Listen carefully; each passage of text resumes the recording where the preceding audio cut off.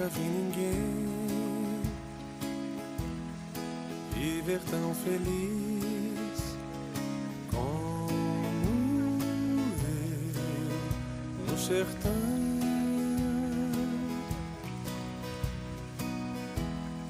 Perto de uma mata